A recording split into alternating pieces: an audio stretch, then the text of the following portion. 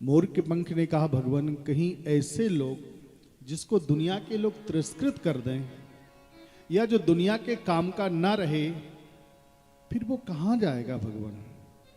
भगवान ने कहा कोई बात नहीं, ऐसे लोग जो दुनिया के काम के ना रहे या दुनिया जिसके काम की नहीं हो और कहीं वो भूल करके भी मेरी शरण में आ जाता है तो पता है मैं क्या करता हूं। बोले क्या करते हो? तुरंत भगवान ने उस मोर के पंख को लिया, अपने मस्तक पर धारण कर लिया, मानो दुनिया वालों को बताया, रे दुनिया वालों तुम निराश मत होना, जब तुमको दुनिया के लोग ठुकरा दें उस समय कहीं तुम भूल करके भी मेरी शरण में आ जाओ। जो सभी आबा सरनाई और राख्यो ताहे प्राण की नाई, मैं उसको अपने मस्तक पर धारण कर लिया करता हूं। इसलिए भगवान ने मोर के पंख को अपने मस्तक पर धारण किया। तीसरा कारण भगवान ने इसलिए भी मोर के पंख को धारण किया, आपको बताऊं। एक बार भगवान क्या कर रहे थे, भगवान अपनी बांसुरी को बजा रहे थे।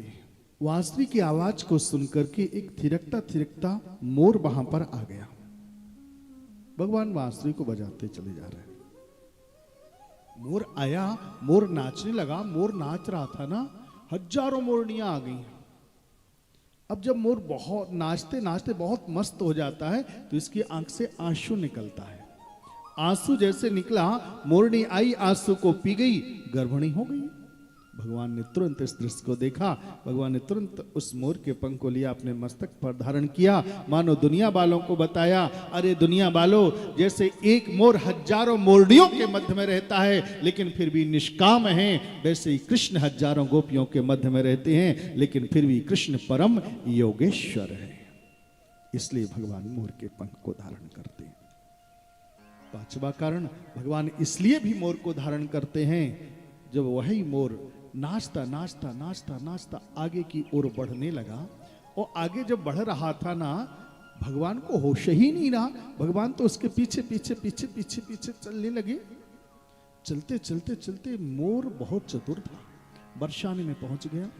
और जैसे बरसाने में गया ना, तो ये बरसाने में एक मोरकुटी नाम का स्थान है और वहां पर आज भी मोर नृत्य करने के लिए आया करते हैं।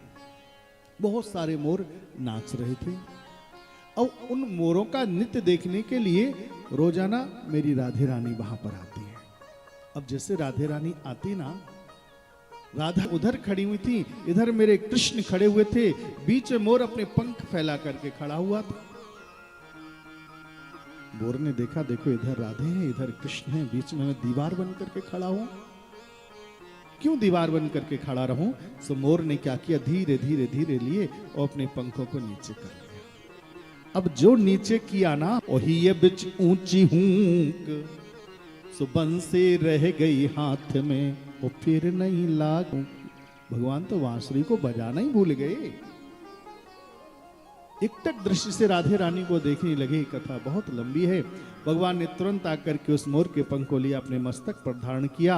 अरे मोर, तूने मेरा राधा रानी से मिलन करवाया। इसलिए राधा रानी के मिलन के उपलक्ष्य में भगवान ने मोर के पंख को अपने मस्तक पर धारण किया।